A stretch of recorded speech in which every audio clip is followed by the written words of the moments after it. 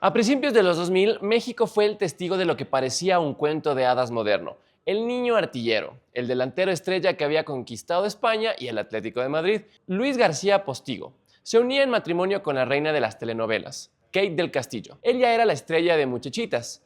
Él, el analista que empezaba a brillar en el micrófono. Parecía la pareja perfecta, belleza, talento y éxito económico, pero detrás de las portadas de revista y las sonrisas en la alfombra roja, se gestaba una tormenta que no solo destruía el vínculo sentimental, sino que dejaría a Luis García al borde del abismo financiero. Hoy vamos a contar la historia de cómo el doctor pasó de los lujos de la élite a tener las cuentas congeladas y el bolsillo vacío. El matrimonio duró apenas año y medio, pero las secuelas durarían una década. Cuando la relación se fracturó en 2004, no fue un adiós silencioso. Kate del Castillo levantó la voz y las acusaciones de violencia intrafamiliar y psicológico cayeron como una losa sobre la reputación de Luis. En ese momento, el mundo del espectáculo y el deporte se volcaron contra él.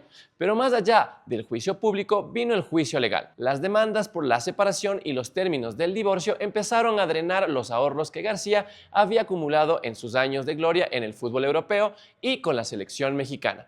Luis confesaría años después que en ese punto se dio cuenta de que lo que construyó con sudor en la cancha se estaba esfumando en honorarios de abogados y acuerdos de separación. La situación se volvió crítica. Se dice, debido a los procesos legales y las estrategias de defensa, las cuentas de Luis García estuvieron prácticamente inmovilizadas. El doctor se encontró en una posición humillante. Tenía el nombre, tenía el trabajo en la televisión, pero no tenía liquidez. Incluso se especula que parte de su patrimonio inmobiliario estuvo en riesgo debido a las compensaciones y los gastos que generó el escándalo.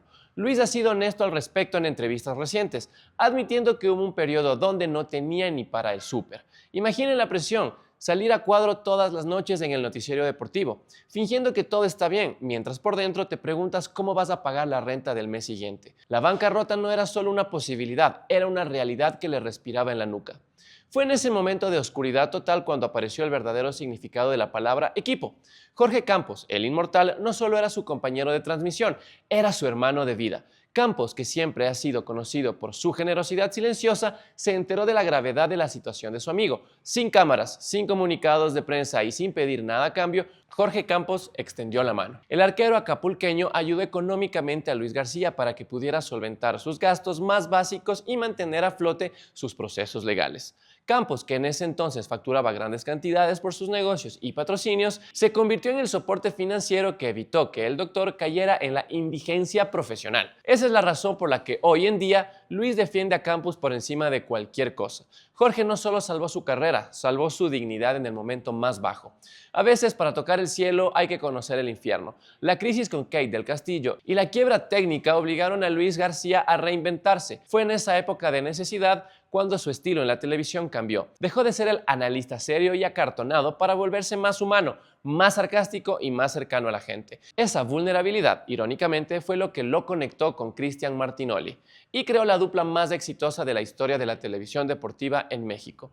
La necesidad de trabajar y recuperar lo perdido lo hizo más creativo, más arrojado. Hoy Luis García vuelve a tener una fortuna considerable, pero ya no la basa en lo que hizo como jugador, sino en lo que construyó como comunicador tras haberlo perdido todo. La historia de Luis García y Kate del Castillo es un recordatorio de que nadie es inmune a las crisis. Por muy alto que hayas volado, el doctor casi se queda en la calle por un matrimonio fallido, pero gracias a la lealtad de un amigo como Jorge Campos y a su propia capacidad de trabajo, logró darle vuelta al marcador. ¿Ustedes conocían este lado oscuro de la vida del doctor? ¿Crees que esa experiencia es lo que lo hace ser tan ácido y directo hoy en día en sus comentarios? Los leo en la sección de comentarios.